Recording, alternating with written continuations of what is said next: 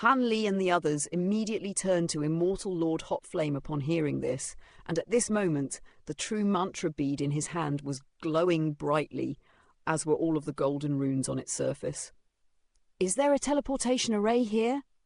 Fox 3 asked with an elated expression as he brought the flying boat to a halt. Immortal Lord Hot Flame nodded in response. "All right, looks like it's up to you now, fellow Taoist Shi," Han Li said as he turned to Shi Chuankong. Shi Chuankong offered no response as he closed his eyes and joined his palms in front of himself, then chanted a silent incantation, and a burst of radiant silver light and spatial fluctuations immediately emerged from between the palms of his hands. All of a sudden, his eyes sprang open as he brought his hands apart, then thrust both palms upward, and the burst of silver light between the palms of his hands instantly began to expand rapidly, forming a silver light barrier. As the light barrier continued to expand, the surrounding pond began to disintegrate, and the nearby illusory mist was also pushed further and further away. The silver light barrier expanded to encompass an area with a radius of over 10,000 feet before drawing to a halt, and the swamp was revealed in that area. Han Li's eyes were glowing with radiant purple light as he swept his gaze across his surroundings, and he immediately spotted a pile of loose white rocks up ahead, looking completely out of place. "Over there!" Under Han Li's guidance, Fox 3 immediately piloted the spirit boat in that direction until it arrived at the pile of rocks. The pile of rocks was only several dozen feet wide, and it looked like the remnants of a destroyed stone pillar. This is a stone pillar that would have once belonged to a teleportation array, but at this point, the entire array is already completely destroyed. Immortal Lord Hot Flame sighed in a disappointed manner. "It's all right. The ruins aren't supposed to be easy to track down," Fox 3 said, not disheartened in the slightest. With that, the search continued. Over a month passed by in a flash. During this time, Han Li's group was able to find some sets of ruins, but most of them were just toppled buildings. As for the few teleportation arrays that they encountered, all of them had been destroyed beyond repair.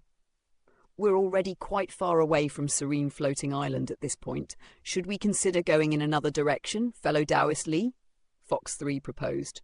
"We can try heading toward Illusory Smoke City." Han Li replied after a brief moment of contemplation. Right at this moment, Immortal Lord Hot Flame suddenly interjected. "Hold on a second. There's another teleportation array nearby." "All right, let's go check it out first," Fox 3 said in an expressionless manner.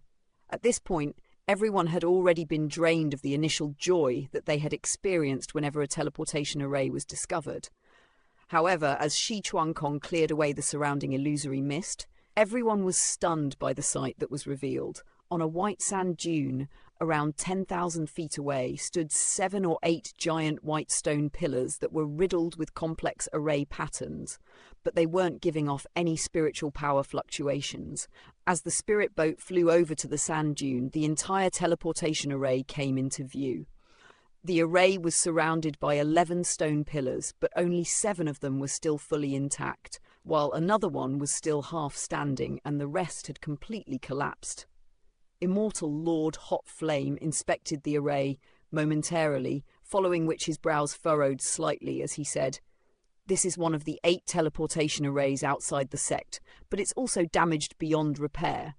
Han Li paid no heed to him as he walked a lap around the entire teleportation array, then cast his gaze toward the center of the array with a contemplative look in his eyes.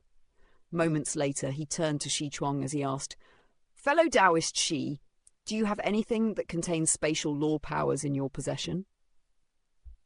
Do you intend to use such items to substitute these stone pillars and repair the array?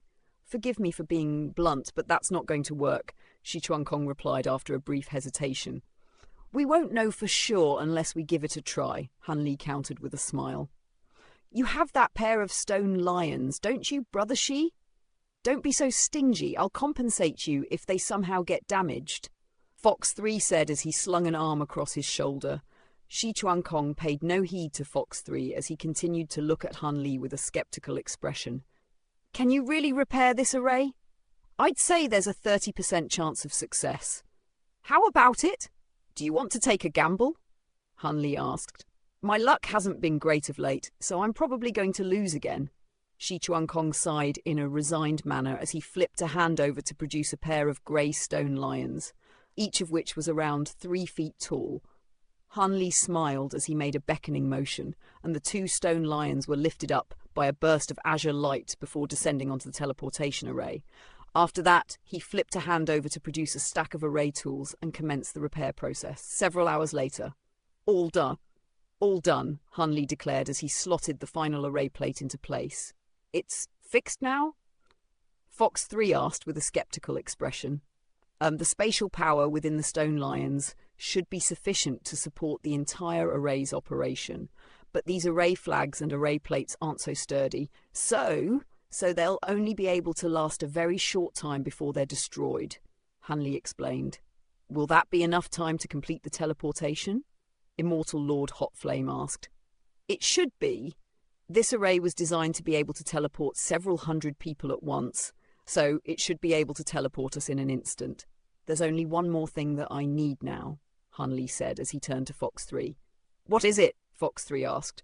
Immortal Origin Stones, and it looks like the array will require at least mid-grade Immortal Origin Stones, Han Li said with a smile as he pointed at the indentations on the ground. Surely you could have filled those slots yourself, fellow Taoist Li, Fox 3 said in a resigned manner. I'm but an itinerant cultivator, so I don't have many Immortal Origin Stones on me, particularly when it comes to mid-grade ones. Han Li replied with a smile. Fox 3 exchanged a glance with Shi Chuankong upon hearing this, and they couldn't help but smile in amusement. Prior to this, they didn't believe that Han Li was truly just an itinerant cultivator, particularly given all of the abilities that he had displayed up to this point. But in the wake of this stingy display, they were starting to believe him. The group filed into the centre of the array, following which Fox 3 fitted several mid-grade Immortal Origin stones into the indentations on the ground. After that, Han Li made a hand seal, and the entire array began to glow brightly. Shortly thereafter, the entire group disappeared, and the light radiating from the array began to fade. Sure enough, the 2 stone lions remained completely unscathed, and most of the array tools that Han Li had set up were also preserved. Moments later, Han Li and the others arrived in front of a giant mountain. There was a majestic entrance standing in front of the mountain, beyond which was a giant hovering white stone plaza that was enshrouded in a cloud of mist. There seemed to be a spatial barrier within the mist that kept out all spiritual sense, and in front of the entrance stood several enormous stone pillars that extended all the way up into the clouds. On top of that, the entrance was enshrouded under a white light barrier, which was clearly some type of powerful restriction. Immortal Lord Hotflame looked up at the majestic entrance, and tears began to well up in his eyes, while a reminiscent look appeared on his face. All of a sudden, a resounding boom snapped him out of his train of thought, and he turned to discover Shi Chuankong attacking the white light barrier. However, no matter what he tried, the light barrier remained firm, displaying no sign of breaking. "Let me have a go," Fox 3 said as his entire body abruptly swelled to over 100 times its original size, and he raised a hand, curling his fingers into claws, before swiping them viciously through the air. 5 massive claw projections appeared before tearing into the white light barrier. A burst of radiant 5-coloured lightning instantly erupted out of the light barrier, causing the surrounding space to rumble incessantly. However, after the lightning subsided, the white light barrier remained completely unscathed. Save your energy. This restriction is imbued with both spatial law powers and time law powers, so it's impossible to break it through conventional means, Shi Chuankong said. Even though Han Li hadn't made an attempt at attacking the light barrier, he had arrived at the same conclusion through his observation. Fox 3 immediately reverted back to his original form upon hearing this, and he asked, "Is it that troublesome to deal with? Can you see any way to break the restriction?" "I can set up an array to weaken the spatial power within the restriction, and that might make it possible for us to break the restriction if we all attack it together," Shi Chuankong said. All right, time is of the essence, so let's begin," Fox 3 said in an eager manner. Meanwhile, on the edge of the illusory smoke swamp, stood a man who was built like a steel pagoda. His hands were clasped behind his back as he stood facing the swamp, and his fiery red hair was swaying gently in the wind. His facial features were extremely chiseled and well-defined, and his appearance was quite similar to that of a human, except he had a rhinoceros horn for a nose, and his ears were also very long and tapered, with a large golden ring hanging from each of them. At this moment, the man was peering into the illusory smoke in the swamp with an angry look on his face. Right at this moment, a streak of green light shot forth from afar, and when it was still several hundred kilometers away, it was enveloped within a fiery red spirit domain, following which it was instantly teleported to the brawny man's side. A resounding boom rang out as a green jade flying carriage abruptly appeared before slamming heavily down onto the ground. On the carriage was a red-haired man, another man who was thin as a bamboo pole, and a third handsome red-robed man. All three of them jumped off the flying carriage at once, then extended a collective salute toward the brawny man in a slightly awkward fashion as they greeted in unison, "We pay our respects to Senior Qirong." These three men were Gong Shuqian, his senior martial brother Wang Xiaosan, and his most prized disciple, Feng Qingyuan. "You're late, and by 2 whole weeks at that," the brawny man accused in a cold voice.